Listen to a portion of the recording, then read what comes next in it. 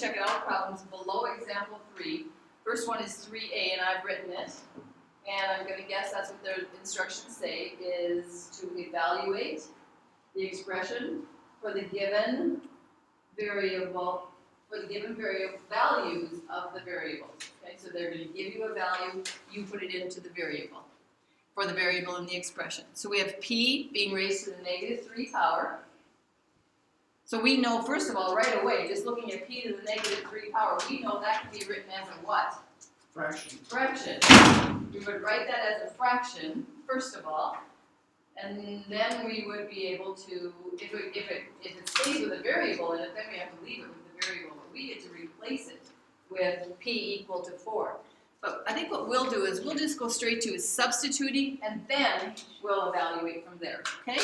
So it says for P equals 4, so we're going to put 4 in for our P value and take it to the negative 3 power. Well, this is what you did in the homework for today. What would be our first step? Isaac? Changing the 4 into a fraction for Okay. 1/4. You're close, but not just changing 4 into a fraction, but to get rid of the negative exponent, I would write a fraction. What would my fraction actually be? 1/4. Not just 1/4. 1/4 was 0 to the power. 1 over 4 to the positive 3 power, right? Okay, that's what you meant. So, to get rid of the negative exponent, because an expression is not simplified until it doesn't have negative exponents, or we have to know how to evaluate them without a calculator, so we use this rule.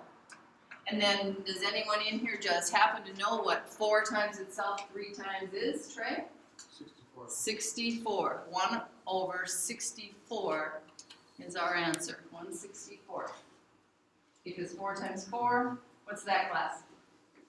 16. And then 16 times 4 is 64. Okay. So anybody got questions about that one? Okay, then our next one, we have 8, a to the negative 2 power, b to the 0 power. We're supposed to do it when a is negative 2 and b is 6. So we're going to substitute. So 8 times, our a value is negative, so what do we have to do? No, our a value, I didn't say it is to a negative power, you're right, but a is negative, so we have to put it in parentheses. You have to put it in parentheses. So a is getting replaced with negative 2. It's being raised to the negative 2 power. All we're doing right now is substituting in.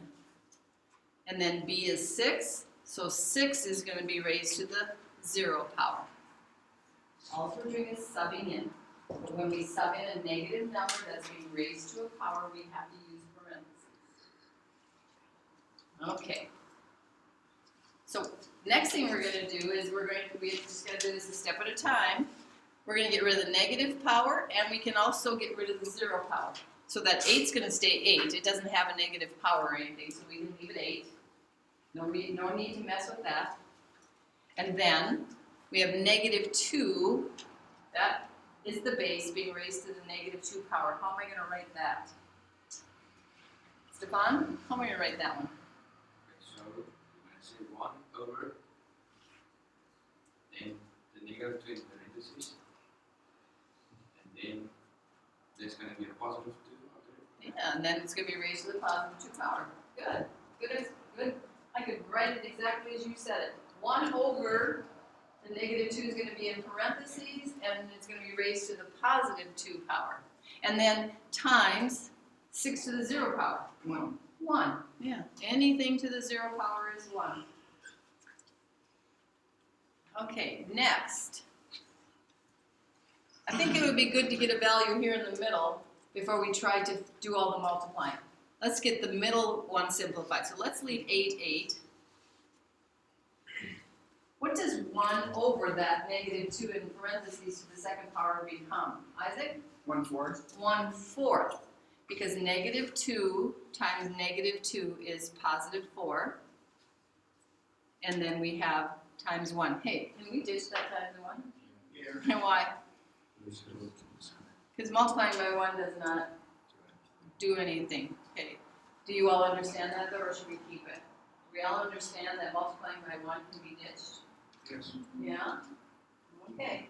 And we're going to ditch it.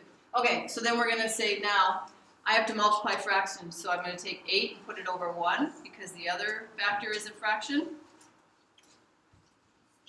And I'm multiplying fractions, so I'm thinking, you know what? Why not make life a little easier, not have to simplify in the end? Is there something that goes into 8 and 4 that we can simplify right now, right? Transfer 8 out and put 2. Okay, so what's going into 8? 4?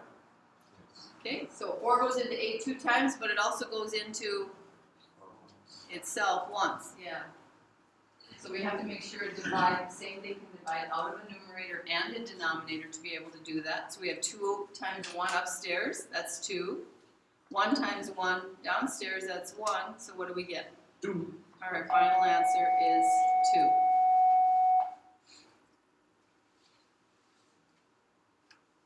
Okay, so you're going to be doing some of that in your homework today. Anybody have concerns or questions about evaluating? Okay. Then you're also going to be doing, now we're going to see if you can, this shows your understanding of working with powers. We have 1 over 25, and they want to know what's another name for it as a power.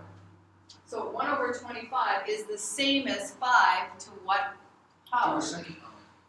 Okay, so 1 over 25 is the same as 5 to what power? What do you think it is, Brighton? -2. -2, Brighton thinks it is.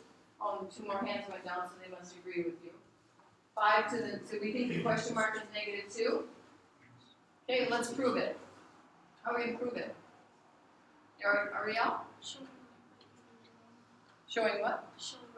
Show.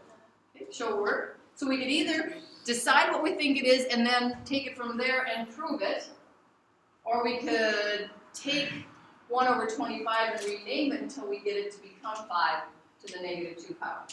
What do you want to do? You want to just take it, go with that we think it's 5 to the -2 power?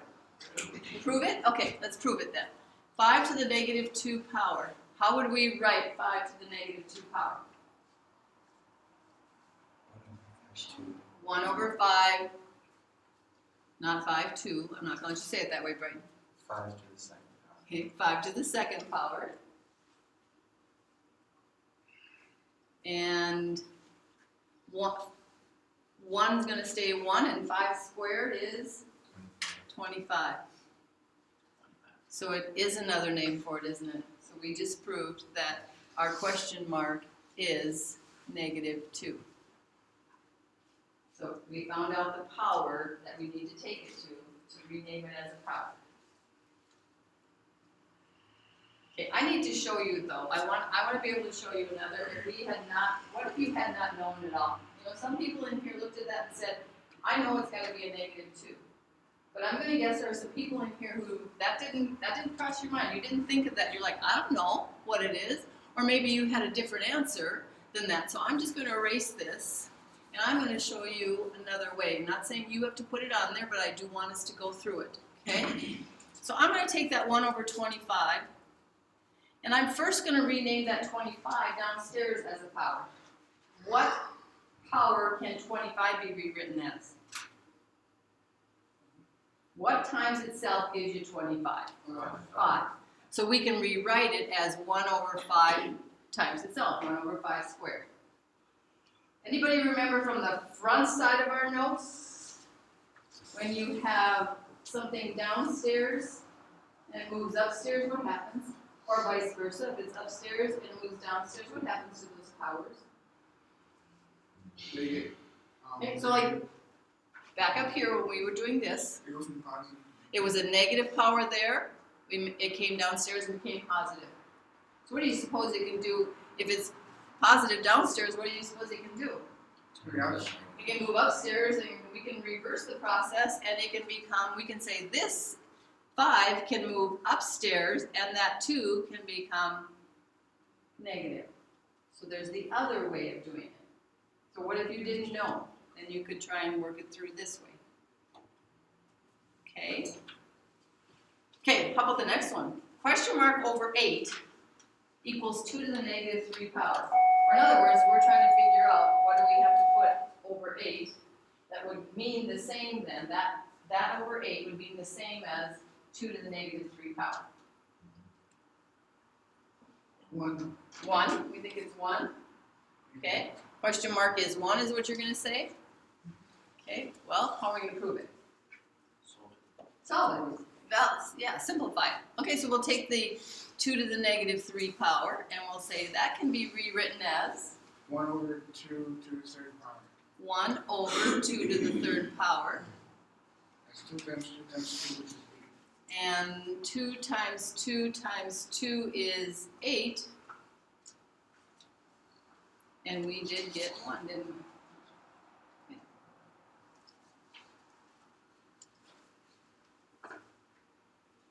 Okay, anybody unsure about any part of that they want to ask questions about? Because you are doing this in your homework, on your own. Okay, then let's try this last one. Anybody think they know what the question mark is this time? You think it's going to be 9, Stefan? Is that what I heard? Okay, anybody else think it's going to be 9? Ian does, Greg does. Okay, anybody else have a prediction what they think the question mark's going to turn out to be? Okay, well, what could we do? Solve it, yeah, actually do it, right? So 2 times 3 to the negative 2 power, that can be rewritten as,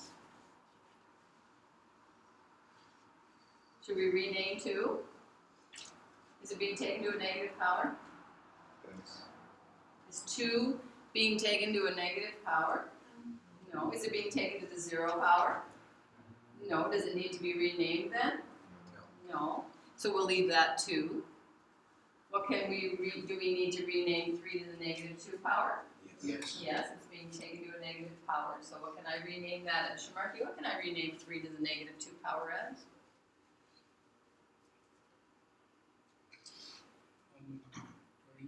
1 over. 3 times negative 7.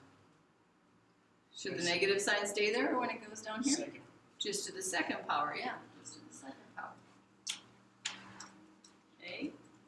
And so now I have 2 still. And what does 3 squared have? 9. Ooh. We're getting close, it looks like. So put a 1 underneath that 2. 2 times 1 is? 2. 2. 1 times 9 is? 9. 9. Huh. Stefan and company are right. 9 is the, question mark. I was doing it the other way around before question mark is. Doesn't matter. Okay, good job. So in other words, when you do these problems, you have to come up with something that supports your choice. Why did you pick the number that you did? You have to be able to support that. So any questions on that one? Okay, then we'll do some homework.